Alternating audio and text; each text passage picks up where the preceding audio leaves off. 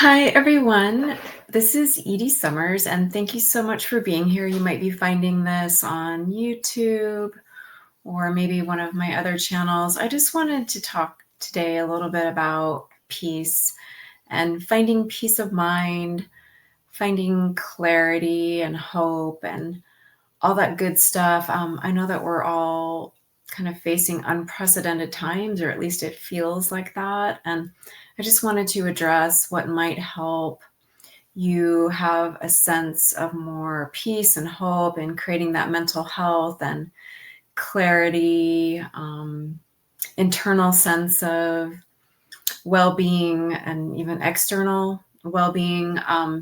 Sometimes I have found when there's a lot of what feels like chaos in the world, or bad energy, or events that we can't control. In the past, I have found that really overwhelming. And I just wanted to share some of the tactics that help me keep that feeling of peace or pursue peace. A lot of times it is an inside job, and it's I know it can be difficult when it feels like there's chaos on the outside, but there is a way I have found to create more peace internally and kind of within your immediate environment. So I'm just going to share some of those things. And I just wanted to talk about it in general because I feel like, um, even if we are talking about mental health, but I just kind of wanted to add to that conversation peace and peace of mind. And something I've noticed I do a lot of reading and research on well-being and like what helps well-being, what helps create well-being, what contributes to well-being. And one of the concepts that I've seen that's tied to mental health is having this sense of clarity, like clarity of mind and even peace of mind. And anything you can do to kind of calm your nervous system down is going to help your mental health and also that sense of peace, not only in your mind, but in your physical body.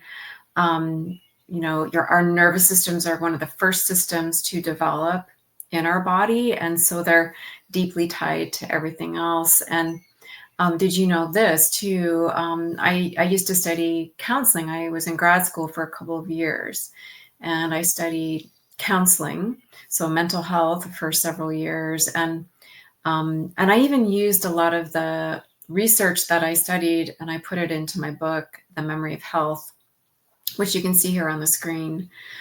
So my book talks about, it really specializes in chronic fatigue, but chronic fatigue, people can have that for many reasons, including depression. So I did run across research in depression, and in this conversation that we're having now, depression is now looked at as kind of a whole body condition, and excess stress and severe stress can contribute to it. And certain ways to start kind of addressing depression can be tied to kind of addressing the body on a whole body level. And that's true for a lot of different conditions that we might experience, whether it's chronic fatigue or anxiety or depression.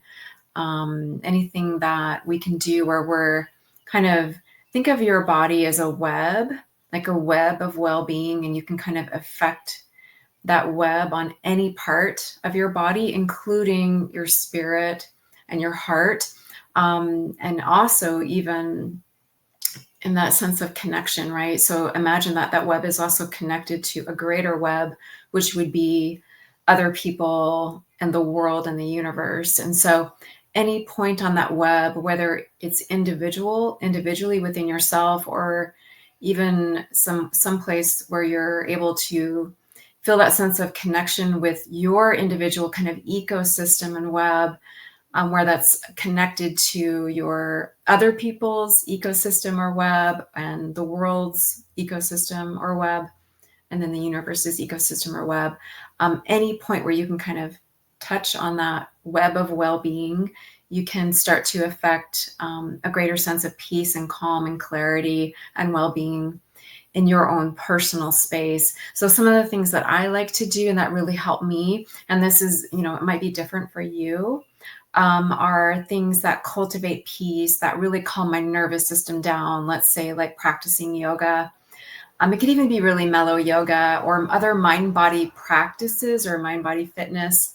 And again, everyone's going to be different in terms of what works for them. But I like a lot of gentle yoga. I like to forest bathe. So I live really close to a forest. So I like to go just kind of walk in the forest and not necessarily having an agenda, but just about being out in nature. I have a really nice backyard. Sometimes it's just really nice when the weather's nice just to step out into the backyard, and I can hear the birds singing, and you can put my feet on the grass. And they call that grounding sometimes, where you kind of let your bare feet connect with the earth. And sometimes it's little things that we do that can help us start to feel a greater sense of peace and well-being. I try to get a lot of sleep. So if I'm feeling tired, and especially if I know I have a bigger day the next day coming up, I'll go to bed early. If you can kind of start to wind down early, you can start to build that melatonin. I'm always trying to eat better. And, I had to teach myself how to cook. So really deep nutrition can really help fortify your body and fortify your nervous system. And your nervous system is connected to your immune system. It's connected to everything. And, and even in terms of nutrition, and of course, that's also connected very deeply to your digestive tract. And that's even considered your second brain. And so, if maybe you've noticed this, like if you eat certain types of foods, you might feel a more sense of peace or clarity in your way of thinking or seeing the world. I definitely noticed that when I started getting more into natural foods. I started feeling like this greater sense of well-being that I really hadn't felt before. So my background is I got into the natural foods industry really out of necessity and curiosity after I developed health issues in my early 20s. I grew up with a lot of energy, and I was always outdoors and very, very active, whether it was dance or skiing or horseback riding, the list goes on. And then I had a ski accident, and I had subsequent surgery, arthroscopic surgery, and I developed chronic fatigue when I was 22. That was a long time ago. I am now 55. But ever since then, my body has a new normal, and one of the ways I had a new normal right away after I developed chronic fatigue, but then I started learning about what supports well-being, what supports energy, and I talk about this in great deal in my book, The Memory of Health. My book is really big, and it goes into a lot of detail about different topics related to what might improve your energy, but also your holistic well-being, including peace, including mental health, including peace of mind, and what's going to support your nervous system. And and even in the process of learning about well-being, by getting into the natural foods industry, and it's a really long story why I got into it, but I was looking for more answers because I started getting help and answers from that industry. I went to see a naturopath, and again, it's a very long story, and I go into it in great detail in my book.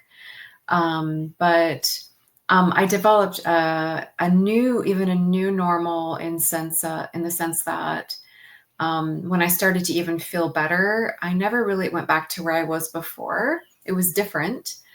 In some ways, it was better um, on the days that I had really, really good energy, because I was eating better and because I was more tuned in to what my body needed in order to feel better. So, again, there's a lot you can do, I feel, to kind of support your mental well-being, physical well-being, creating a sense of peace and clarity, and creating this maybe like an aura of peace around you, even in this very modern, sometimes really complicated world. And again, also we're in a world now that's full of tech, and Sometimes we can get so dialed into tech that we forget that we have physical bodies, and also that we really need each other for connection. So I actually did a whole webinar on this topic, how to live well in the digital and modern world. And I might share that here as well on YouTube, maybe on some other sites too. It's pretty long. It's like an hour long. It's designed to be a webinar, but I just wanted to make this shorter video just to kind of address what I feel is like a really important topic that, again, I don't see people talking about too much. Is just how to create that internal sense of peace and keep peace with you regardless of what else is going on around you. So some of the other tips I have, and I learned some of this also by studying mindfulness actually in grad school. I was introduced to mindfulness meditation, and of course, I'm also a yoga teacher and practitioner. And yoga is all about practicing mindfulness and being present. The more that you can kind of tune into your own inner world and create peace in your own inner world and make that a priority. And again, I really believe a lot of it's about supporting your nervous system, fortify your nervous system through deep nutrition, deep sleep, really good connections to make sure that you're connected.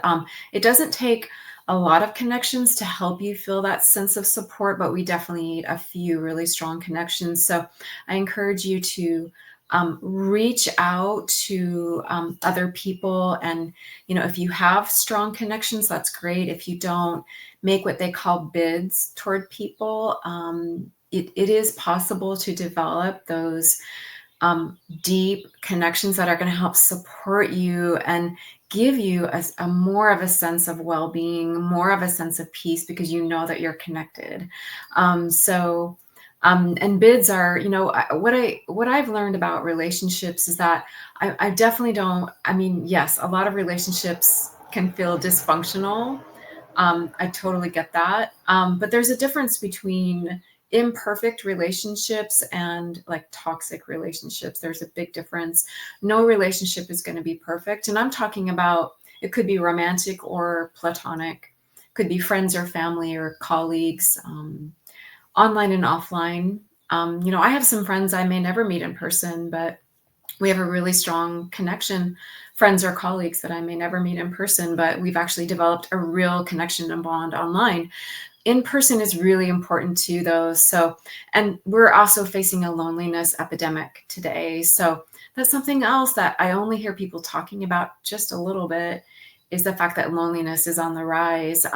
So many things are on the rise these days: burnout, chronic fatigue, loneliness, kind of that sense of disconnection, and of course, mental health is super, super important. There are a lot of reasons why people talk about mental health. Some are very, very serious reasons, but that's why it's so much in the public eye. It's because of the more very serious reasons that people have started making it a priority to talk about it. There's bullying, suicide, for instance. So it's really, really important to talk about it. But again, there's so much that you can do to create a real sense of peace around you and in your own little ecosystem, both internally and externally. And a lot of it has to do also with kind of training your mind to focus on hope and focus on what's going right, focus on what's positive in your life. Gratitude can really help. And again, there's so much more I could talk about, and maybe I will share that webinar too. It's kind of long, but that would be kind of a counterpoint or an addition to this shorter video. But I just wanted to address some of these topics because I think they're really important. And my wish and hope for you is that you feel a greater sense of peace.